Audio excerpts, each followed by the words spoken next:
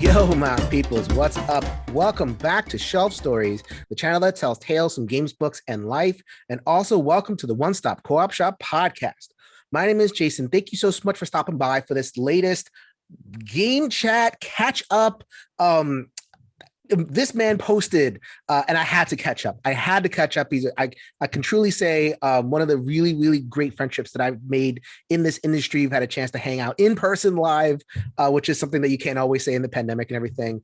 But I had to have this man on. There is so much to catch up on. He is the proprietor of Hub Games. He is the creator of such things as the story cubes. I got my big story bag cube right here for the podcast. Yes, this is what story cubes sound like in a bag. He is the designer of games like Holding On, The Troubled Life of Billy Kerr, and Prisma Arena, and my favorite of storytelling game, which is Untold Adventures Await, which operationalizes the story cubes. So much design stuff and creativity has come from this man, and now we're talking about transitions and changes. And we asked if we can get the word out about what's going on, and I said, you know what, I got a whole show. Let's hop on and talk about it. But without further ado, I'm going to introduce Rory O'Connor. Welcome back to my show. Hi, Jason. It's great to be here. And you were like one of the last people from the gaming world that I saw before Yes. COVID kicked in. Right. We had so we did you were in Brooklyn. I'm from New York, and we did a game day. And you wanted to get people, you wanted to show people two games. You wanted to show them Prisma Arena and Adventure Mart. And you're like, I don't know how to, I don't know what's going on. And I'm like, okay, I know a game store. And we ended up having a really good time. And I think that was in like January, February of 2020, somewhere on there. It was mid-February, yeah. Mid-February, people, mid-February 2020. You know exactly when things started. That we were getting news about it. I remember actually talking about it, going, I wonder what's going on with this thing. And less than a month later, we're all like, everything shut down, lockdown.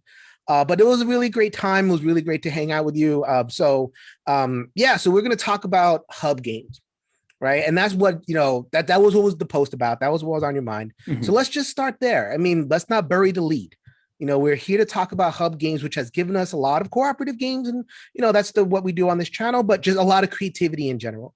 So just update us and lay it all out on the table. What is going on with Hub Games? So, I mean, for people who don't know, like Hub Games was essentially the transition from Rory Story Cubes and the Creativity Hub, and the perception of us being like an educational game company, which kind of, as you know, that's not my thing. It's really about imagination. Right. And change. And so in 2018, we transitioned to become Hub Games with a focus on creating games that get kind of encourage people to think differently. We'd say like, delight, challenge, and surprise people. And very delight. Delight is an interesting emotion. It's not an emotion we're used to, and then like the hobby games, because we want challenge. Right. And so you're coming into a space where, the hobby gamer is expecting a certain thing, like, deep strategy or adventure or whatever it is.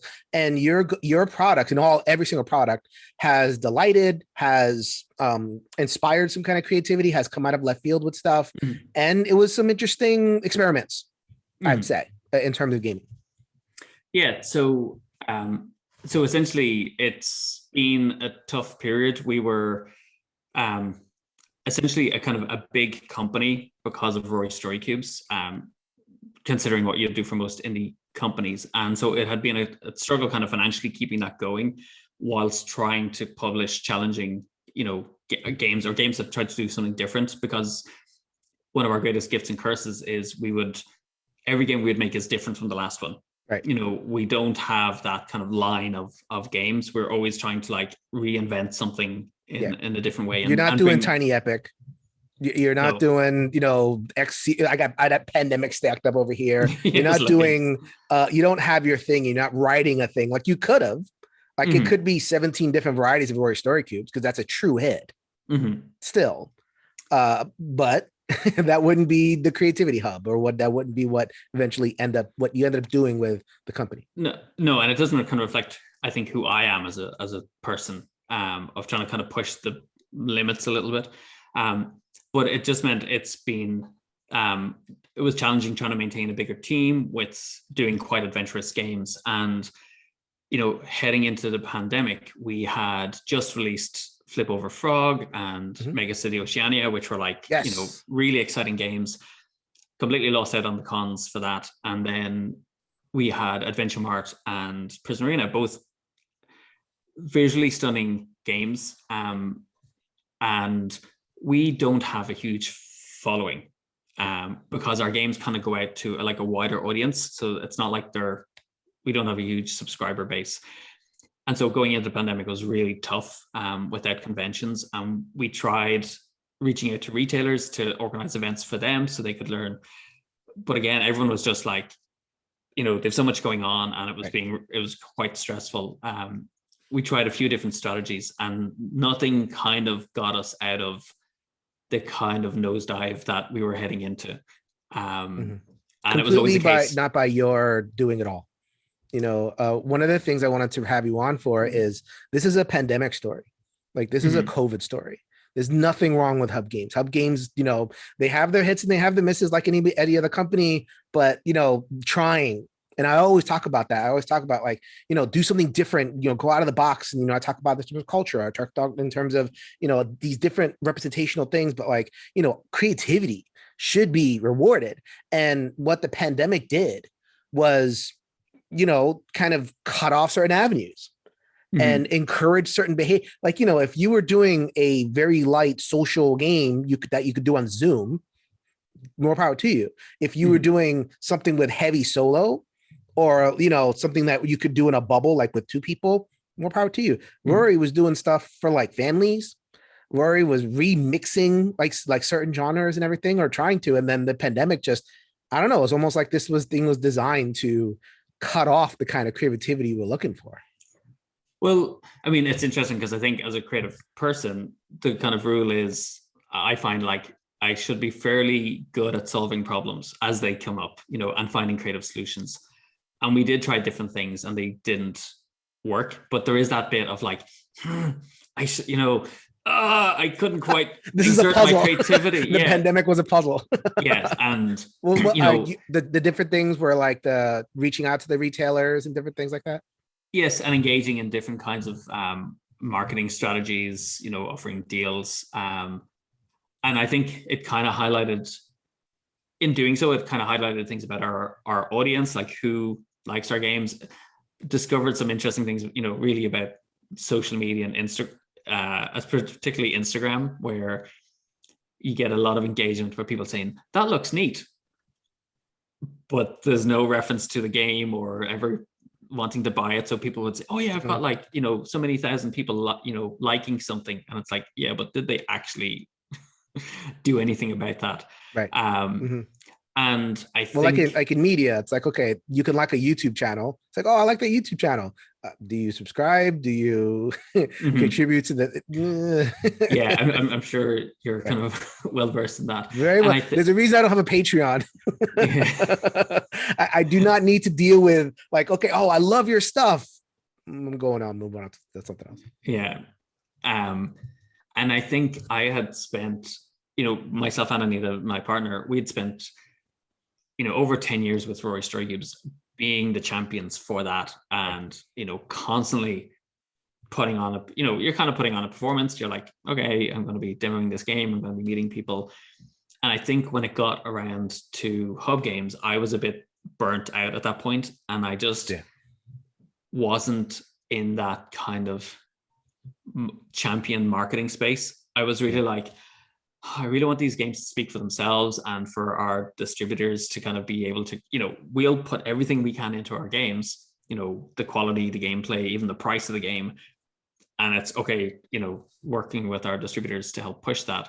Right. And I kind of realized it actually kind of still needed us to really drive that. And Anita, was never the front person for the company. And I was kind of at a point going, I am kind of tired doing this. Sure. And it was just something we kind of never quite got that core band of followers that we could always kind of call on. But if we were announcing a new game, we'd get support for that. And I think constantly doing something different and it never quite hitting landing with people. It was like death by 1,000 cuts, I think, over time. So we're kind of at a point now where in Northern Ireland and the UK, we've had a furlough scheme, which has helped us essentially keep staff employed, the team. And it's the end of this month is where everybody's going to be going their separate ways. And I will be essentially captaining Hub Games. I will be working with, external partners who still kind of look after sales, but it's essentially me in an empty office, with our games. How many staff did you have when you were like in February of 2020, when I saw you? How many staff did you have? We had 8. Mm-hmm. We had 8. And and what were they doing? So we had kind of financial controller because of Rory Story Cubes, the company had grown quite a lot. And so we needed someone who could actually manage like a lot of transactions that were happening. Localizations and partnerships and it's all over the world. You can get Story Cubes basically anywhere. Yeah. We had an office manager as well. We had a project manager, in-house designer, like graphic designer in-house, kind of with Michael Fox, in-house game designer, and community manager as well. And Anita then also as a kind of developer and overseeing the kind of division for the business along with myself. And I was doing sales and kind of game design and game development as well. So we were kind of down to 4 people this year. Sorry, we also had Erin, who was essentially inventor relations and trying to keep that funnel of games going as well. And then slowly as the pandemic hit, I mean, in America, we had our own supports for businesses. They were inadequate in many ways. We just go into this whole rant about like how we can't just like give people money. It has to have all these conditions and it has to have these whatever. What did your Scotland or Ireland? Northern Ireland. Northern Ireland. So what did that area do to help businesses? It kind of transitioned in terms of it would pay a percentage of someone's salary for the days they weren't working. And then you're expected to top that up as well. But the idea is that, they weren't meant to be working. And if they saw email communication or anything happening on those days, they checked? No, they haven't yet. But that was always the fear, kind of the threat. Yeah. Right. And it was massively abused by people, where I've heard people were working and they discovered that their employer was claiming furlough, which is the term for that person. So I can see why the government would want to check on certain things.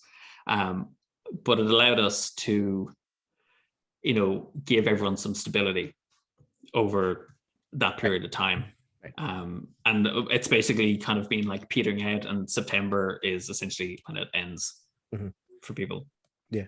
So then, you're trying to find all these solutions, and you really, I've met Michael Fox too. Like, what was the game that we talked about? Because we did stream together at one point. And we talked about, I think his favorite game was Acquire. Yes. I've not played it with him actually. Yeah. I compared Acquire to a cucumber and he wanted to throw a cucumber right at my face. Oh yeah. He can't speak badly about that game. He loves it. Go ahead and check the stream on We Are Hub Games if you want to get caught up on the inside joke. But I mean, these are real people, and they really great humor and a really great team, and slowly, just trying to keep that together. And just the realities of COVID and the realities of the pandemic, and there's real people and there's real companies that are just kind of like struggling with this. And I believe me, Hub Games is not the only one. There's plenty of companies. So go ahead. You about to say something? No, well, it was just like the interesting thing for me is there's a stubbornness, because we have 8 titles in our catalog, so it's not a huge catalog, but every one of them exists for a reason, and that's the hardest thing. Is just like, I want people to experience these games because we've put so much into each one, and having, I very much take responsibility for everything that happens, but seeing that possibility slipping away is quite hard, and that was really what was driving me. It's not about making loads of money, loads of cash. It's like, I want to get these games into people's hands. I want them to experience them because I know they're going to enjoy them when they play them, and word of mouth is like the strongest thing, I think, for selling games. So yeah, that was the kind of hard thing, is going that opportunity, just the window keeps getting smaller and smaller. I think that, when it comes to creative games, you need to be there. Like you can, if you play a game that's kind of like the same as other games, and that not spreads. So it's like, oh, this game is like this. It's like, oh, I've played that. And they could just like pick that up because they want that game. Oh, this is the next Terraforming Mars. We got a lot of that, like here's Terraforming Mars, the smaller card game. And here is, these, new Pandemic. And we got like people just kind of like, I guess I'm generalizing a little bit too much into being a little bit uncomfortable with, but I think I can generalize this much. There's like a retrenchment into the familiar. Right? You saying that before about like that core line, just as human beings, we, especially when we're like, okay, lockdown, I want something reliable that I can kind of count on.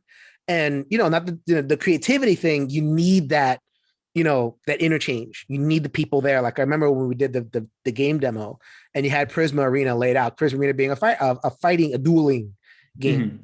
And, like you don't really know what it is. And it's like doing something way different than a lot of skirmish games are doing. It's much more, kid friendly and family friendly, martial arts dojo, I punch you in the face, but I'm going to hold you up. And I'll put you back up afterwards. And then, people like that's not like a selling thing. That's not like the same old minis fest, but then people get to the table and play it.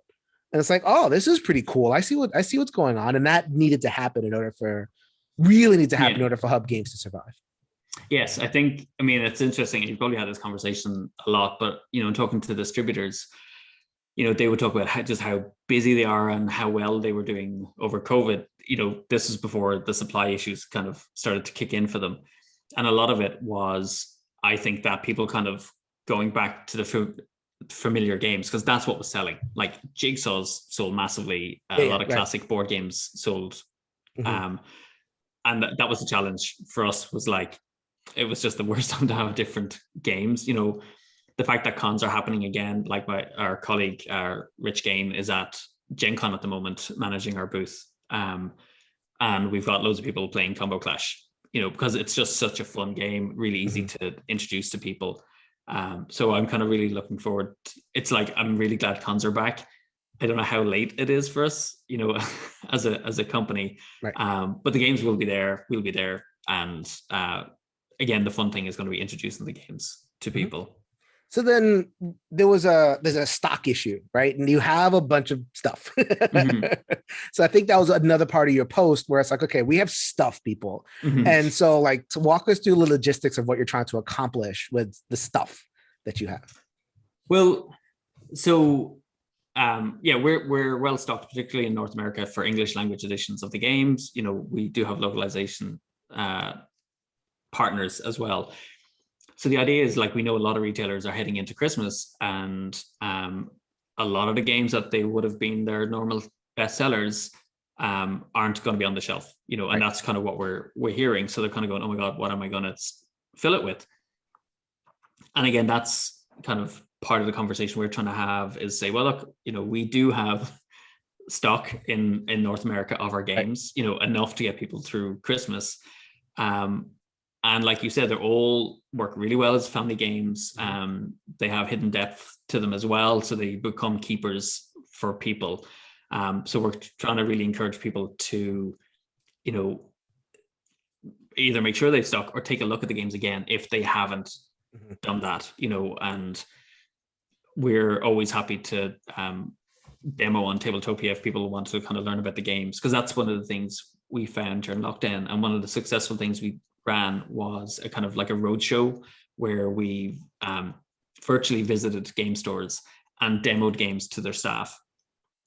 And so they loved that kind of firsthand experience. And, like when talking to you, you get to drop these little insights about the game, which as someone selling it then makes it a lot easier to sell that game, because now there's a connection. And so I'm really big on helping stores to create like an emotional connection to our stuff through their interactions with Hub Games. So yeah, we're kind of encouraging people to talk to their if any retailers are watching, if there's gamers watching it and they're thinking about what to buy for Christmas, ask your store about, do they have our games in stock? If it's a retailer, is to talk to their distributor, because one of the things we did over kind of lockdown was actually branch out and start working with more distributors in North America as well, to make it easier for people to get access to our games.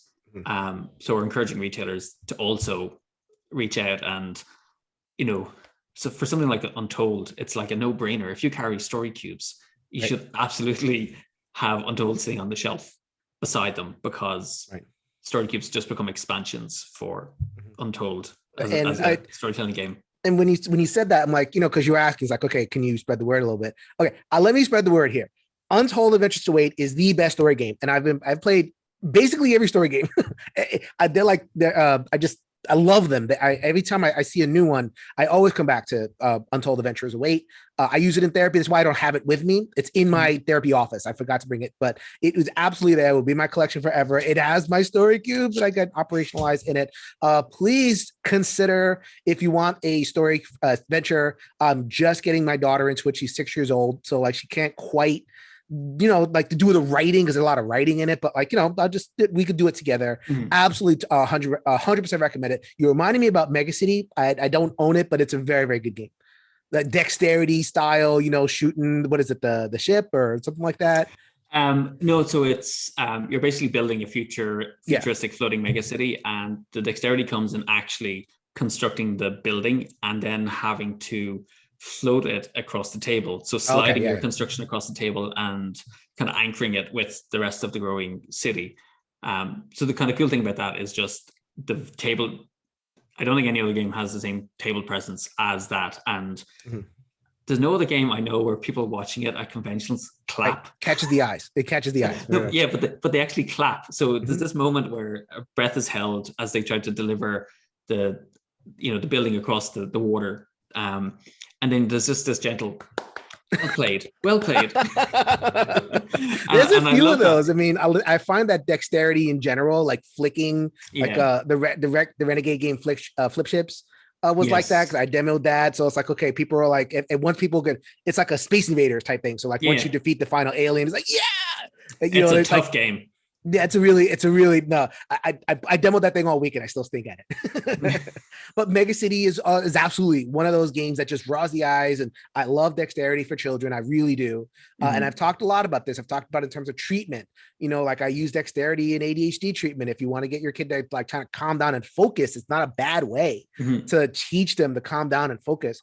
And because we've talked in our previous episode, we were always very much I don't know if you have classical training in psychology, but you're very, very attuned in terms of human health and human healing. You could see that in every single one of the games. I really am I a show for this? Why not? Sure, why not? I'll be a show for Rory and Hub Games. Buy his stuff, people. Help this man out through the waters of COVID and all that kind of thing. Help everybody out. Help the local people out. Absolutely. But this is my chance to focus on this. I really do believe in what Rory's doing. It's funny, as an Irish person, it's like myself and Michael would joke when we're at conventions, like it's quite hard for us to kind of go, hey, look at us, we're awesome. Yeah. Look at our games, we're awesome. And I'm going, God, that's really come back to bite us during COVID. What do they really think? This is just a kind of a side thing, but I think it's really interesting in talking about dexterity games, because quite often, like if you look at reviews of dexterity games, the comment is usually, it's a good game, despite, I really enjoyed it despite it being a dexterity game. Right. And I'm surprised it was so good for a dexterity game. And I can't remember if we had this conversation, but I kind of realized like people tend to celebrate like using their minds to be effective at a game, right? And the assumption, the intellectual part of their minds, the solving of problems. Yes. And somehow the assumption is I have developed my intellect and I'm getting to showcase it now by how well I play this game. And I kind of realized, you know what? I spent my whole life developing these. So I'm pretty good at dexterity games because I've spent time developing my eye-hand coordination. Why is that somehow less in the gaming space than the intellect? And I think that comes back to, again, stuff we've talked about is like play is the thing for me. it's the power of what happens when you play, the discoveries you make, the insights, and even just the being in the moment of playing. And I think dexterity games really allow for that, and they allow for a different kind of gamer to enjoy it. And it really frustrates me. Well, when I see those comments. What we're talking around is gatekeeping, right? Is in a way, it's like, okay, we're talking about like staying, how do you run your game company? And I do have a couple of people who do run game companies who watch my show. Thank you very much. You know who you are. And it's like, okay, they're all kind of, thinking about it and how to do it. And we're, this is a very great object lesson in the issue of like the hobby gamer with money to spend and that gets loyal to products, right? And if you have it, great. And it tends to be folks that want that intellectual challenge, who they don't speak well of luck, quote unquote, in game. This game is too lucky or whatever it is. They don't speak well of dexterity or games that just kind of like come at play in other ways. It has to have that. What's the mechanisms? What's the gameplay? You could give the high level pitch, but then it always comes back to what's the mechanisms? What's the gameplay? When you have these Kickstarters, because Prisma Arena was Kickstarted, what's the mechanisms? What's the gameplay? It's like, that's not the kind of experience. And, so I had to be kind of good. So, find another area. But like when it comes to quote unquote, the hobby gamer, that it is kind of a gate. We do kind of like close ourselves off a little bit. And, we could say bad or wrong, but like, that's the reality. And that's the... And I think I wouldn't disagree with that. And I think the challenge is that first we're trying to bring in new gamers. So that's why we're designing different things. And the very act of doing that means it doesn't fit within that core hobby. And, a lot of games do really well if they are picked up by the core gamers, because they become champions and they help kind of like amplify the message that's going out. And so I think one of the things we kind of struggled with, and I don't want to be, I'm worried I sound like I'm kind of complaining or whatever, but I think the challenge is you're kind of like waving your flag and saying, hey, we're going over this way, who wants to come with us? And then you look back and you realize, there's only a handful of people coming. Right. Well, because there's that snapback, right? There's that snapback of like, well, this is what I want, and this is what I am. And there's not, and to be clear, there's not complaining, there's nothing wrong with with like wanting deep meaty strategy or whatever it is, like gameplay mechanism. There's nothing wrong with that. It's just to be cognizant of like, if we want to cultivate a healthy gaming garden, right? If we think of it ecologically, and I try to think these things ecologically, it's like there's nothing wrong with the thing, but I think Rory and I are on the same page while we get along, that we're trying to think ecologically here. It's like, okay, this is good. This is one crop is good. Don't tell the Irish about one crop. They'll tell you all about reliance on one crop and what happens. But like you diversify your crops. Like you diversify what counts as a satisfying experience. If you regard one type of experience, that cognitive challenge experience, as normal, then that has effects. And so if someone like Rory is waving his flag, there's fewer and fewer people that are willing to kind of follow that flag. And I think the last kind of year or so has been kind of really interesting to reflect upon as well, because like I really like collectible card games. There's something about that kind of collecting and building a deck. I don't have enough time to do it, but I enjoy the developing something and seeing it play out, which I don't put into the games I design. And I realized, during COVID, there were certain games I was kind of falling back into going, these are my comfort games. Right. It doesn't make other games good or bad. They're just like, oh, this is my default where I feel comfortable. And I think the more we can encourage that for people to kind of go, well, this is kind of my space that I enjoy being in, it doesn't disqualify or, negate other games. And and I kind of see it with reviewers as well, that sometimes their wording is like, this is not a good game, rather than this is not a game for me, which is a different kind of experience. And I guess as reviewers, I think the way I think about it, we're often looking for confirmation, like one way or the other, like either should I bother with this game or not? And so if someone makes even like a flippant comment, and I've seen it happen so many times, just like this side little comment where someone says, "Oh, thanks for saying that. I don't need to worry about that game now."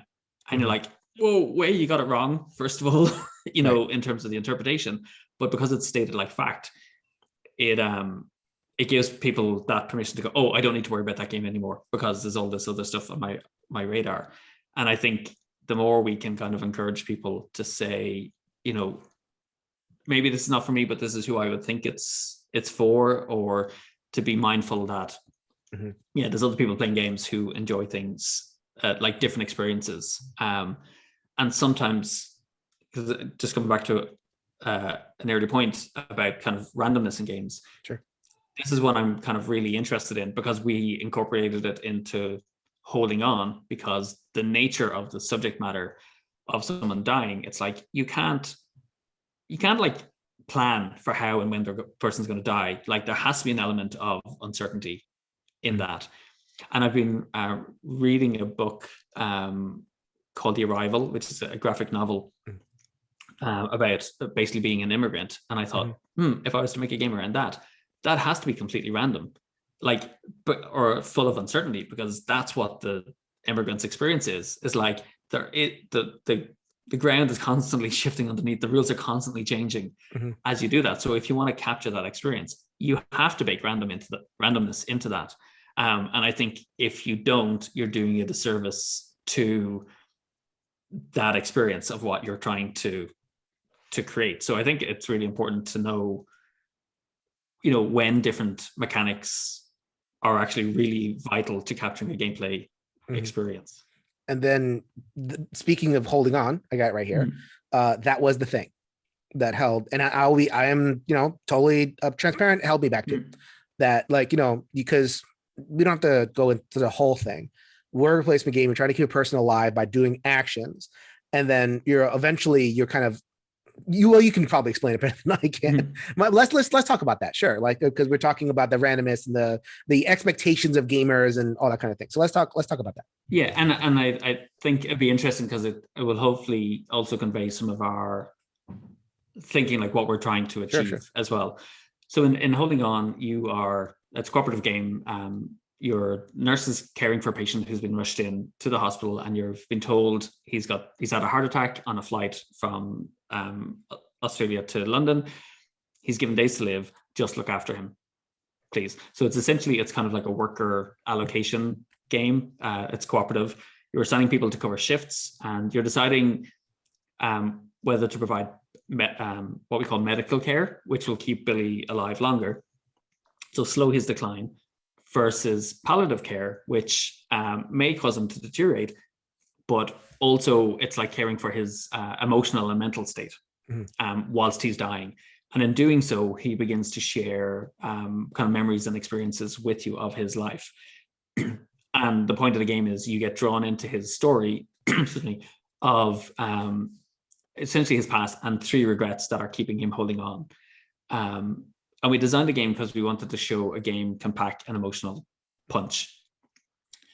There is a randomness because you have a deck of kind of patient cards that 3 are revealed for each day, and you have to assign people to deal with them. The cards themselves are kind of balanced, in terms of how this kind of stats are spread out across them. But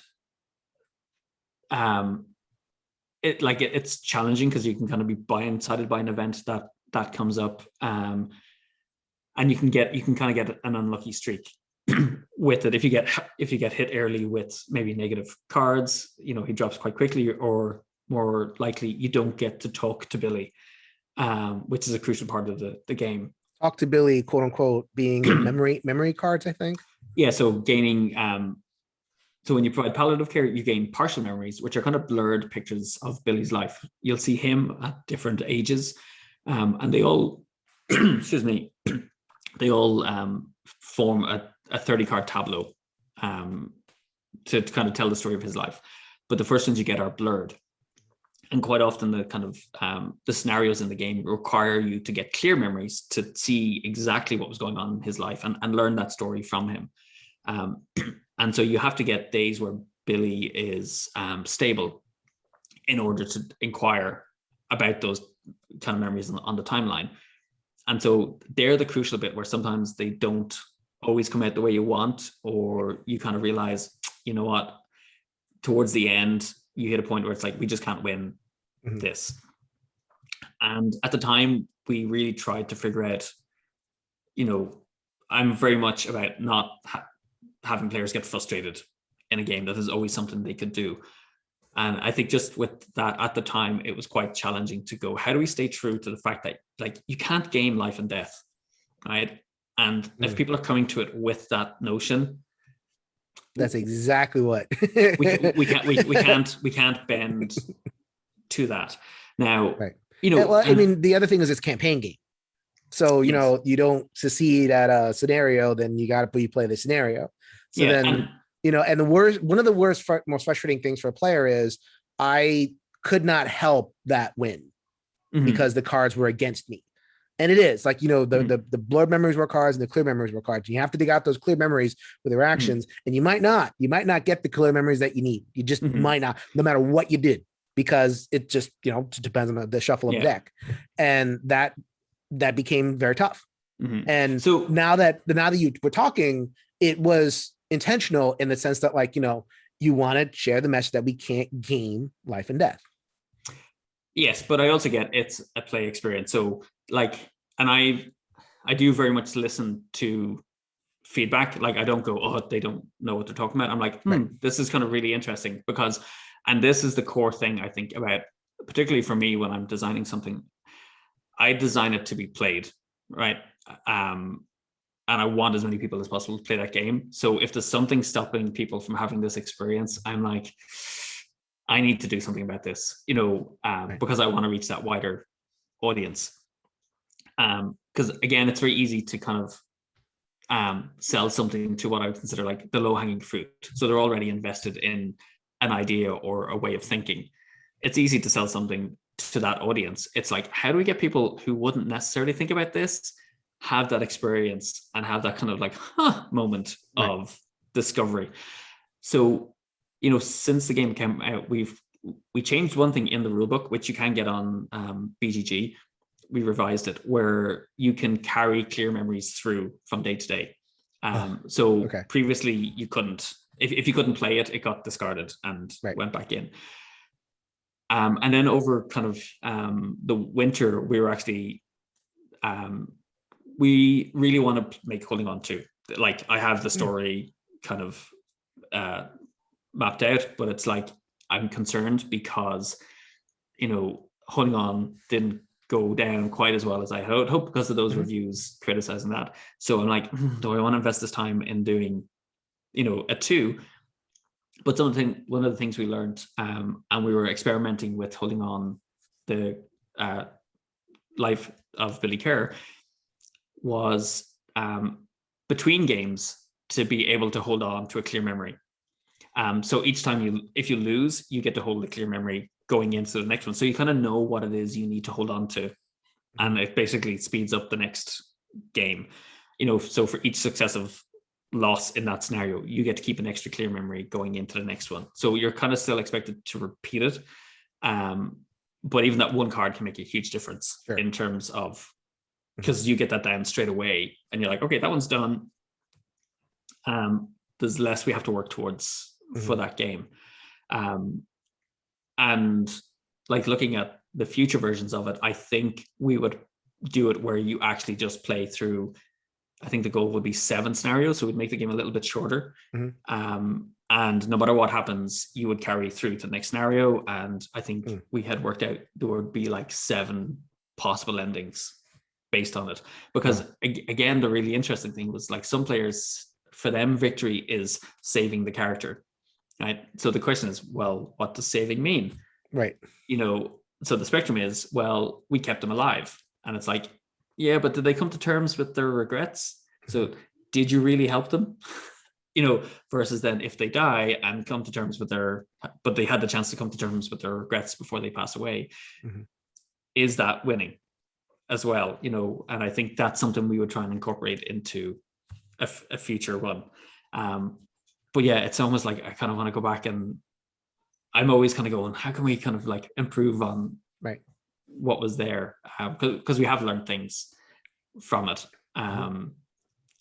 But it's still really interesting. It's actually people outside of the gaming space are usually the ones who are really enjoying holding on, because it's not the stuff that naturally fits, because it isn't that kind of intellectual game. It's a different kind of experience. In the hobby game gate, right? We like our agency. We like our decisions to quote unquote mean something. And we like our puzzle to pay off. Like, I'm a solo gamer. I talk about puzzle to pay off, and like, the higher that is, the more successful and the more beloved. Like the Mage Knight Spirit Island, the two biggest solo games right now, we always voted number one. The puzzle to payoff ratio is super high. You're gonna sit there for hours puzzling your turn, and then you get this big effect at the end. That's what we love. And you're talking cooperative. So I think in cooperative, you're talking to a group that is cooperatives and Euros, that kind of thing. Like the puzzle. We love our puzzle. And so you're talking in this kind of like, you're not talking that in those terms at all. Not at all. And even with this experience, like, well, let's just give the people what they want. If this is what they're saying, what they want, let me just give it to them. You're still kind of like,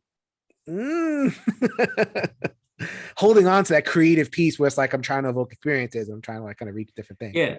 Like, I suppose going back, like I never set out to be a game designer. Rory Story Cubes was a creative thinking tool that I had developed for use with essentially in the world of kind of creative thinking and coaching and problem solving. And it took on a life of its own. And that's the really interesting thing, because at the time I was having people like myself and Anita, we had people buying from our website on PayPal, and shipping the game abroad. Distributors and retailers were kind of like, really? Like, it's, we were selling it for £12, so like $15. And they're like, really, people are buying this, and it's in the small box, and there's no real rules to the game, and you don't really win the game. They're like, no, this doesn't fit our model of what a game should be. And we were like, okay, but like we sold 2,000 copies from our website with little or no marketing. I think there's something here that people like. So I'm kind of attuned to, it's a hard one figuring out, when someone says, I don't think this will work, that you go, you just don't realize it yet, versus maybe they are right, and you kind of have to keep, pushing at that edge to see, do you expand that game space by suddenly people going, oh, actually there is room for this type of gameplay, or else you go, no, you're right, okay, I'll go somewhere else and try. It's art, not a science, my friend. No, definitely not. Okay, so then, I'm glad this has been so, believe me, I didn't even anticipate getting into the discussion of creativity and centrality in the gaming space and gates and all that kind of stuff. But, this is what happens when we, this is why I get along with this man so much. But now that, as we're closing the conversation, let's bring it back to Hub, right? So like you have all this stock, and, you're trying the best you can. And this is part of the reason for the podcast. Just, distributors and people who are buying direct, there's people who want like something different for their families. Thank goodness in certain areas of the world, families are starting to get together a little bit. So let's try to get Mega City Oceania and some of these other games on your table. So that's definitely one part of the conversation. And then with Hub in particular, it's just you at this point, but is there like we were talking before the call, there's a big unknown there. So, how are you mentally painting that unknown field at this point? What could be the future? What are you looking at? So kind of for me, there's a couple of options. One is I actually just stepped back from gaming completely. You've probably seen on my social media, I've been doing kind of kayaking. I've always enjoyed walking. Making me jealous. Yeah. So, I'm in suburban Connecticut. I don't have any of that stuff near here. That's been a big uphill climb for me, getting over like a fear of drowning, to get to that. So that was kind of a real celebration for me to do that. And apparently people think I'm having a midlife crisis because I've also been learning skateboarding, but it's so I can actually hang out with my daughters more because they're kind of enjoying that. So I either kind of just take sabbatical, do nothing in that game space for a while, because I think we were talking before I came on, I really enjoy play is the thing for me, and using play as a way to get people to think differently is my thing. It's not just entertainment. Like there has to be more than entertainment to what I'm doing. So one question is like, do I stay in the board game space? Like, is that the best use for those skills? I mean, I love it, and I love the people that I've met in it. So that's quite hard. I could also, so one would be to just move away from it. The other would be to kind of develop, like, I guess, solo projects and maybe work with either through Hub Games. I can't even bring myself to say it, like run a Kickstarter, but basically figure out a way to self-publish a game. Right. Or it would be basically to pitch Rory O'Connor games to other publishers as well. I'm still holding on to like the seed of the Phoenix Rising. So, because I described as Hub Games as being a kind of a plane that was in a nosedive, and we're trying to soften the landing. And the question is whether we have managed to get some air again, enough to kind of work at the size that fits the kind of games we're creating. Because, we're creating indie games. We shouldn't be a big company. And I think what I've had to kind of, realize is, that was the case, and that we did have to reduce the team size. So it may be a case of building that back up over time, but it's that's a hard, you can't be married to that. You can't be married to that. It can't be like the goal is to rebuild the team. It might be that because of what we're talking about. Yeah. Because of the, Gen Con is happening as we're recording this. And it's like some people are happy to be there, but then other people are like, oh my God, I can't do it. So there's this vague hesitance. So like in, Rory O'Connor's games need to be played on a table. You can't just hear about it. You can't just hear. You have to play these games at the table in order to really get in there. And there's still a fraughtness around that. So like as long as there's a fraughtness, there's a big shrug when it comes to a company like Hub Games. And I love the fact that you talked about indie. Like a friend of mine, Travis Hill, also makes these indie weirdo games that they aren't meant to sell. They're just meant to like be creative expressions. And I love that. That's so beautiful. It just, putting that in the bloodstream, and, he isn't making money off of it. He's doing his own thing. Like you're trying to make this into a something that you can get income from. And that's so tough, so, just exploring that space, and, so we can't be dedicated to like, we're going to build this thing back up again. I don't know what's going to happen. That's exciting, I guess. I think no matter what happens, I'll keep creating playful experiences. There are some ideas being kind of kicked around at the moment, which if they come to fruition would be quite kind of interesting. But again, I'm having to detach myself and say, go back to kind of being a gamer, I guess, and just enjoying playing games and not necessarily trying to, sell and promote them. But I will be at Essen, and I will be on our booth. Nice. And I'm really looking forward to kind of connecting with people there, because it's weird. I love introducing people to games. Now, even if they're not my own stuff, like we've been selling off, as I was saying, we're selling off our kind of library of games at the moment as we kind of downsize. And I love the idea of going like, okay, tell me who you're playing with, like, what's the time scale, what kind of games do you enjoy playing? Looking for it. Yeah. And then I'm like, ooh, okay, let me go find you the game that, you enjoy. And I love pairing people up with games that I think they'll enjoy. So I love that in-person kind of, interaction and talking about games with people. So Hub Games still moves on. It's just reaching a different phase, and we don't know what's happening with it. But you're a creative person, and I love the fact that like you're so dedicated to creating play experiences. You have this great sense of who you are, and who knows, like that might flower in our space. I hope it does. If it doesn't, it's something is going to happen. So that's really, really good news. So like we wanted to end this off on a really like positive note. It's something, we don't know what it looks like, but something will happen. Yeah, it's a weird thing of like, it's creating space for something to like, I always say, what's trying to emerge. So it's not about what I'm trying to make happen, but it's like, what is life calling for? And we've done that a lot when we find ourselves stuck or pushing up against the brick wall. So this is kind of a case of going, okay, I'm going to just like see what is trying to emerge and pay attention to that. And then it's like try and catch that wave whenever it arrives. All right, Rory O'Connor. You see him at Essen and buy his games. and support his all the things that he's trying to do. Rory O'Connor, welcome. Thank you for coming on to the show.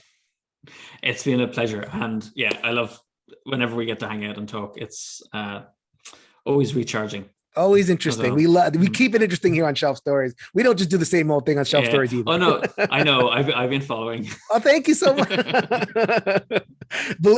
I hear you talking about the same old thing, and I'm like, yes, not the same old thing. If you can change your mind, you can change the world, people. So until next time, later, everybody. Take care.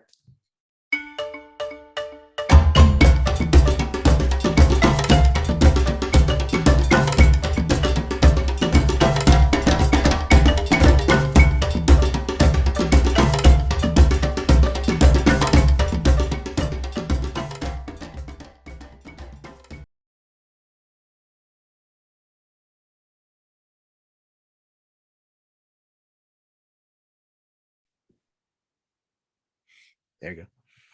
Cool.